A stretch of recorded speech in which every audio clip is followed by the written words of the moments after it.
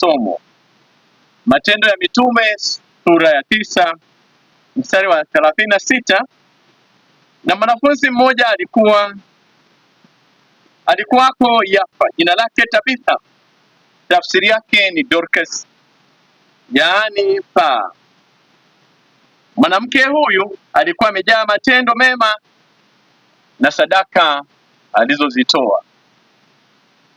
Kichwa cha somo: kuwa na huruma. Kuwa na huruma, na ujumbe ambao tumepewa, inampendeza Mungu ikiwa mambo yote mema tuliopokea kutoka kwake yatatusukuma kuwasaidia wengine katika matatizo.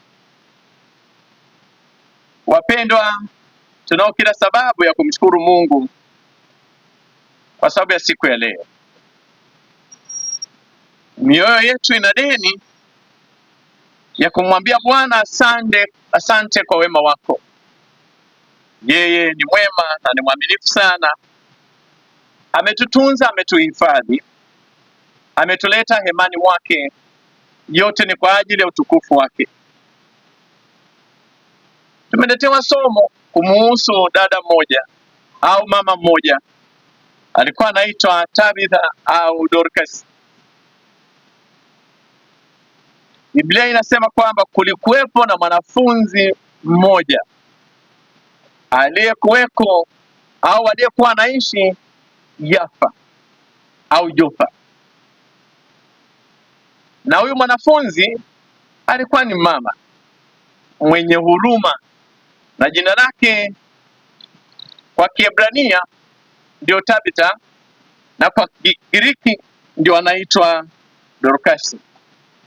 Maana yake ni swala au maana yake ni paa.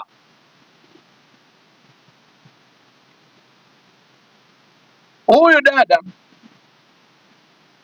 alikuwa ni mtu aliyeguswa na shida na matatizo ya wajane kipindi hicho cha kanisa la kwanza. Akawa anawasaidia, na msaada wake unaotajwa kwenye Biblia, alikuwa anawashonea mavazi au nguo, sana sana wajane au wenye mahitaji, wenye shida, akina mama waliokuwa wanaishi maisha ya dhiki na maisha ya tabu. Tabitha alikuwa ni mkarimu.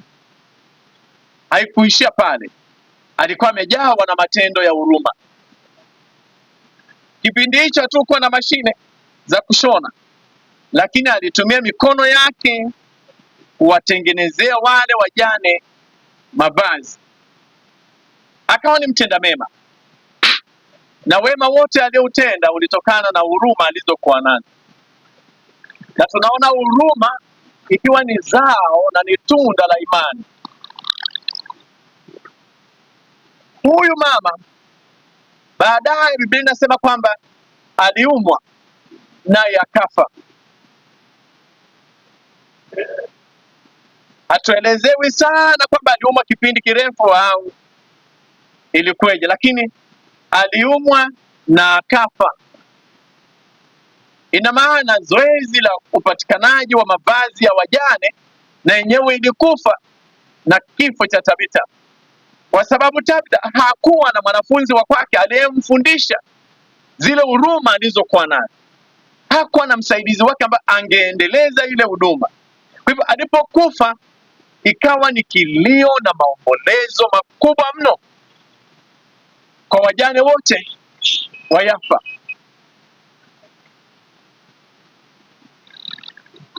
Mjane ni mtu ambaye alikuwa haki zake hazithaminiki, hazionekani.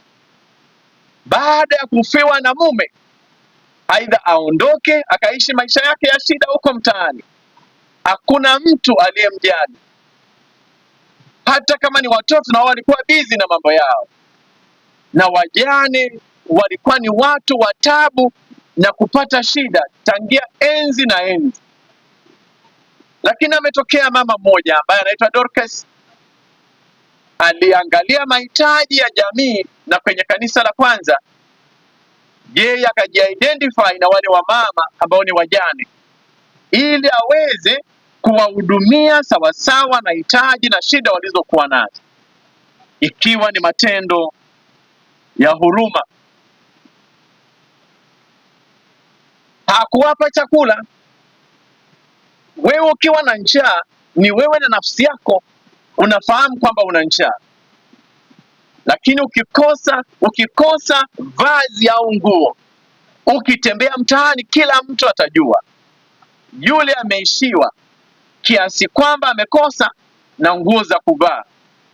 Kwa hivyo Tabitha alichokifanya ni kuficha matatizo ya wale akina mama, akawapa hadhi katika jamii ili waweze kuenda kwenye sinagogi na kusali, waweze kutembea na kukutana na wamama wengine, na wasifahamike kwamba ni watu wenye shida kiasi hicho, kutokana na vazi ambao wamevalishwa na Tabitha, mwanafunzi wa Yesu Kristo. Mtenda mema akafa, mtoa huduma za huruma maisha yakamtoka na kifo kikamkatili. Biblia inasema kwamba alikufa na wakauosha mwili wake, wakauweka chumba cha juu. Najaribu kuwaona wale akina mama, wale wajane, wanaangalia tumaini lao limelala chumba cha juu. Tutatokea wapi? Nani atakayetushonea vazi letu? Nani atakayetusitiri kipindi hiki cha aibu? Nani atakayetuvalisha nguo? Kwenye Biblia yangu ya Kiingereza hawasemi dress, wanasema tunic, ambao ni kama lijoho fulani walikuwa wanavaa, la ndani, la katikati na la nje, na liskafu fulani. Hiyo ndio tunic inaosemewa hapa. Kwa hivyo yule mtu anavaa kiasi kwamba uwezi ukamtofautisha na wale wamama wengine ambao sio wajane. Sasa mtenda mema Tabitha mwenye huruma hayupo tena. Wale wamama wakaanza kulia baada ya kuosha mwili wake na kuuweka juu, wakaanza kulia na wakaulizana, kinachofuata ni kitu gani? Tutatembea kwa ufukara na umaskini maisha yetu yote yaliyobaki. Mtu Israeli nzima alikuwa ameona na kutambua shida zetu, amefariki. Huruma tulizokuwa tunapata kwa Tabitha, hiyo biashara imeisha.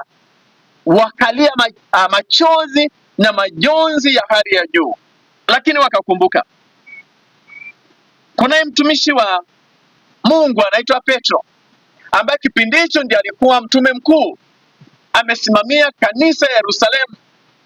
Kutoka Yafa kwenda Petro alipokuwa haikuwa ni mbali sana, sawa na hapa kwenda Kisongo au kwenda Tengeru, kilomita 16. Wakasema, tafuteni wajumbe wawili, vijana wawili, wakimbie waende Lida, wakamwambie Petro kwamba kuna shida huku tuliko. Na wale vijana wakanyanyuka muda huo, wakaenda Lida, wakamkuta Petro, wakamwambia, Yafa kuna shida, Tabitha yuko hai tena, amekufa. Na yeye Petro alikuwa anajua mchango, alikuwa anaelewa na kazi kuu ya huruma, matendo mema ya kijasiri kiasi kile ambayo alikuwa anatendwa na Tabitha, kwamba yamefikia ukomo. Biblia inasema hakukawia, akageuza muda ule ule na akateremka mpaka Yafa. Alipofika Yafa akapanda chumba cha juu na akawaambia watu wote watoke, wamwache yeye na marehemu, wabakie watu wawili. Na Petro akashuka chini akamwombea Tabitha, na Tabitha akafufuka. Wapendwa akina kaka na akina dada, kilichomfufua Tabitha ni kwamba wale wajane waliona kwamba tunafikia ukomo wa maisha yetu. Basi wewe Mungu mkuu, Mungu mwenye huruma zaidi, tuhurumie sisi kupitia kijakazi wako Tabitha. Kwa hivyo Petro hakuhangaika kumfufua Tabitha, matendo mema, matendo mazuri ya imani, matendo ambayo na huruma aliyoyatenda Tabitha yakamrejeshea uhai wake na uzima wake. Wale wa mama, Biblia inasema kwamba wale wajane walipomwona Petro walikuwa wameshika nguo zao, yale mavazi waliotengenezewa na Tabitha, wanamwonyesha, wanamwambia mtumishi Petro, angalia, tazama, kazi ya Tabitha ndio hii hapa. Leo hii sisi tungekuwa maskini na fukara huko mtaani, lakini tunakubalika katika jamii, tuna vazi, tunavaa, tunajisitiri. Mwanamke amejisitiri, anamwambia Petro, tazama, pamoja na machozi yanayotutoka, lakini nguo kama hizi tungezipata wapi? Likamgusa Petro kwa kuona kwamba hawa wapendwa walikuwa wamepata kitendo cha amani na kitendo ambacho kimewasaidia wao katika maisha yao, na akamwombea na kumfufua Tabitha ili matendo ya huruma yaendelee kuwepo na wajane wasipate tabu. Wapendwa akina kaka na akina dada, kuwa na huruma ni tendo la imani. Imani ambayo haina matendo imekufa nafsini mwa yule mtu mwenye hiyo imani. Narudia tena, kuwa na huruma ni tendo la imani, na imani isiyo na matendo imekufa nafsini mwa yule mtu. Lakini mwanamke Tabitha alikuwa na huruma na akaonyesha huruma zake kwa matendo. Akanyanyuka na kutafuta vitambaa na nyuzi na kuwashonea wale akina mama na kuficha aibu zao. Hakuwaambia nitawaombea. Tabitha hakuwaombea wale wajane. Tabitha alitambua tatizo na hitaji la wajane na akalitatua physically, akawapa hitaji lao. Yesu Kristo akiwa nyikani, kongamano likawa na njaa, akawauliza wanafunzi wake, tutawaachaje hawa watu? Tumekaa nao toka asubuhi mpaka muda huu, wataondokaje kwa njaa? Tumewalisha neno, lakini wataondokaje na njaa? Wanafunzi wakamwambia, hatuna kipato, hatuna fedha, hatuna namna ya kuwalisha watu kama hawa. Kongamano ni kubwa sana. Akawaambia, pana, na mimi siwaachii mpaka wale physically chakula cha uhalisia. Na Yesu Kristo akafanya muujiza na wakala na wakasaza. Tabitha naye akawa amejifunza naye kwamba kuna mahitaji ya mwanadamu ambayo yanatakiwa yatimizwe kiuhalisia. Tumenyanyuka hapa kwenda kumwona ndugu yetu anaumwa, ni mgonjwa, tunapiga maombi kweli, Bwana akubariki kaka, Bwana akuinue, tunamwombea kweli, tuna imani kwamba atanyanyuka. Lakini je, tendo la huruma liko wapi? Huyu bwana pamoja na kwamba anaumwa, lakini ana njaa pia. Matendo ya huruma, tumpe na chakula, mshike mkono, mwongoze, mpeleke hospitali, mpe neno la ushauri. Tendo la huruma ndicho tunachokumbushwa asubuhi ya leo. Imani isiyo na matendo, akina kaka na akina dada, imani isiyo na matendo imekufa nafsini.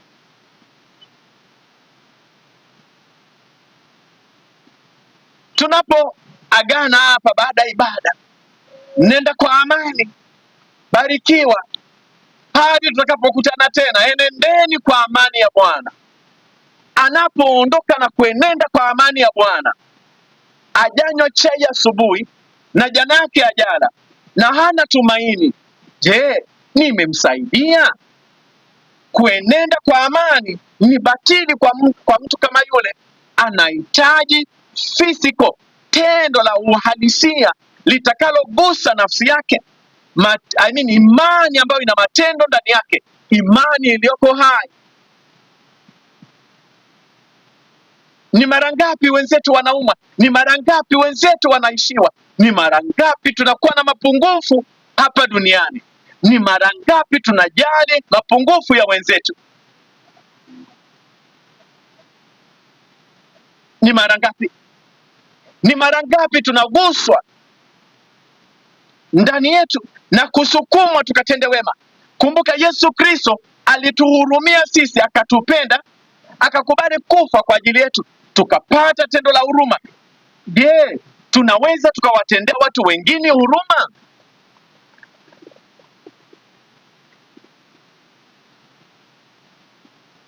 Huruma ni karama. Huruma ni talanta. Labda niwafahamishe, na sio kila mmoja wetu anaweza akapractice huruma. Sio. Jaffa kulikuwa na wanawake wengi hawakuguswa na shida za wajane, lakini mwanamke mmoja ambaye anaitwa Tabitha aliguswa katikati ya wanawake wengi. Roho wa Bwana alimshukia na kuchochea karama aliyokuwa nayo na kuwatendea matendo ya huruma wale akina mama. Na leo hii tunajifunza, Luka anaandika kumuhusu Tabitha na vielelezo vyote vinavyotakiwa, na sisi tukae na kujifunza. Tunahitaji kutendeana matendo ya huruma. Tumepokea huruma, tutende huruma. Tumepokea matendo mema, tutendeane matendo mema. Ninapokaa na mwenzangu, ninakaa na mtumishi, alafu tunaanza story na kuongea, aisee, mtumishi Jumanne hali yake sio nzuri sana, siku hizi amepigika kiuchumi kweli, hata watoto wake hatuwaoni kanisani, kazi yake imevurugika na ajira yake imefikia ukomo, mashamba aliyokuwa anayategemea amenyang'anywa, hana namna. Tunaongea sisi, tunajadili, tunapeana mawazo, tunajiona kwamba tuna umuhimu katika mwili wa Yesu Kristo, lakini hatumjadili tunawezaje kumfikia yeye na kuwa wa msaada na kumwinua kaka yetu na kumwambia, Bwana, kazi imeshindikana, umepoteza ugali wako, lakini hebu ukijaribu kufanya 1, 2, 3 itakusaidia. Tunadhani itakusaidia. Tunasukumwa na huruma Yesu Kristo ambaye ametuonyesha sisi, tunawaonea wenzetu huruma, lakini tumekuwa na mioyo migumu kiasi gani? Tumekuwa na mioyo ya mawe kiasi gani? Tumekuwa watu wa kutokujali kiasi gani? We don't care. Hatujali. Simjali ndugu yangu, simjali muumini mwenzangu, atajua mwenyewe. Alikuwa anajiona anajiweza, leo hii yuko wapi? Gonga 5. Anguko lake furaha kwetu sisi. Huruma tulizoonewa na Mwenyezi Mungu kwetu ziko wapi? Biblia inamwongelea kuhusu Msamaria mwema. Ni story tunayoifahamu. Watu wenye imani, wakuu, watu ambao ni viongozi walipita na kumwona Msamaria amepigwa na majambazi, anakufa pembezoni mwa barabara. Wanapita wanakunja mbali, wasije wakaonekana kwamba wana ukaribu yote ile na yule mtu pale.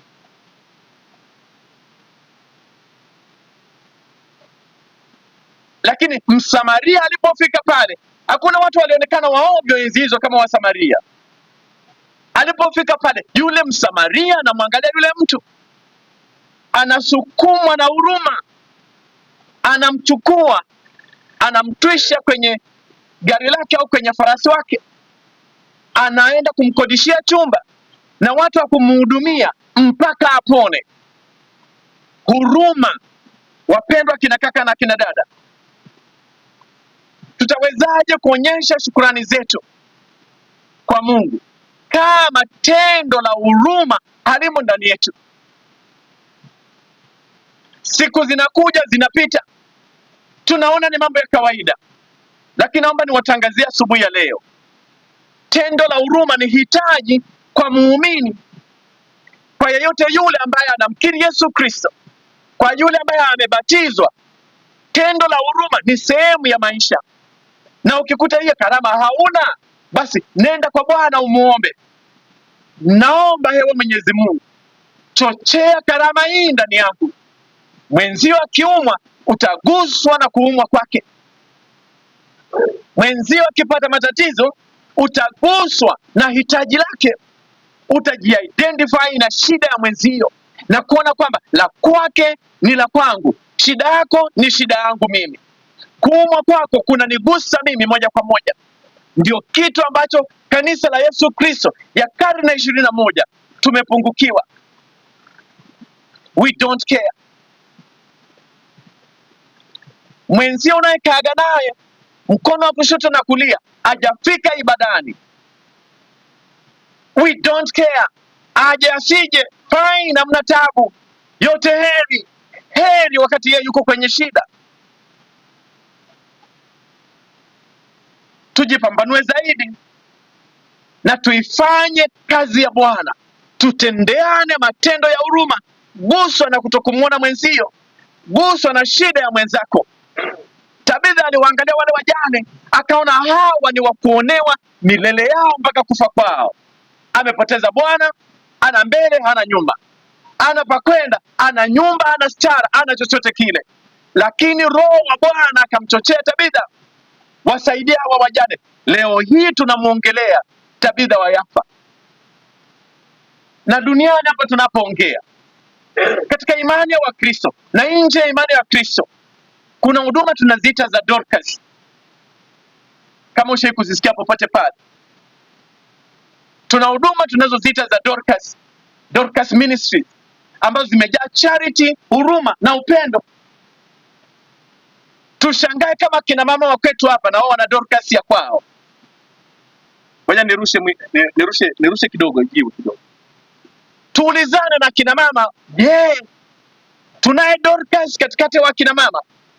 Utegemei mtumishi hapa Jumanne awe Dorcas na ingia kwenye Dorcas Ministry? Hapana. Kitengo cha kina mama, kitengo cha huruma, sio kusanyiko la umbea, ni kitengo cha huruma, wanaoguswa na mahitaji na shida. Fulani anaendeleaje?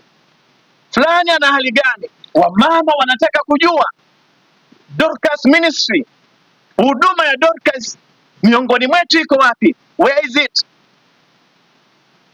Issue sio kuingia kanisani alafu tunatoka tunasubiria Jumatano, Alhamisi ifike Jumapili tena tuingie kanisani. Matendo ya huruma masaa 24 siku 7, tunatendeana wenyewe kwa wenyewe. Chochea huruma ndani yako, tuchochee huruma ndani yetu, tuguswe kama Mungu alivyoguswa na shida zetu na udhambi tuliokuwa nao na maisha ambayo yakuwa na maana tuliokuwa tunaishi. Akamtuma mwana Yesu Kristo akaja akafa kwa ajili yetu, kitendo cha huruma. Yeye na kwetu ikoje? Tumuombe Mungu huruma ipatikane kwetu. Tulipokea huruma, tuwe na huruma. Tumepewa na sisi tutoe. Siku moja nikawa nawaambia, hatutoi kwa sababu ya wingi wa tulicho nacho, tunatoa kwa sababu tumepewa. Tutakuwa na huruma kwa sababu sisi tumeonewa huruma, tunapenda kwa sababu tumependwa. Na kupenda mtumishi mwenzangu kwa sababu Yesu Kristo kanipenda mimi. Nitakupa kwa sababu nimepewa. Wapendwa kina kaka na kina dada, tunao mengi sana ya kujifunza kutoka kwa Tabitha au Dorcas au dada yetu Swala, mnyenyekevu, mzuri, mwenye huruma, aliyejawa na neema. Tujifunze kwake. Basi wazaliwa kina Tabitha hapa katika kusanyiko letu, wenye huruma na mapendo, ambao wako tayari kuonyesha upendo na huruma kimatendo zaidi kuliko kimaneno zaidi. Tunao kazi ambayo tumeitiwa kuitekeleza na kuifanya ya kuonyeshana huruma miongoni mwetu na wanaotuzunguka. Bwana alibariki neno lake sasa na hata milele. Amen.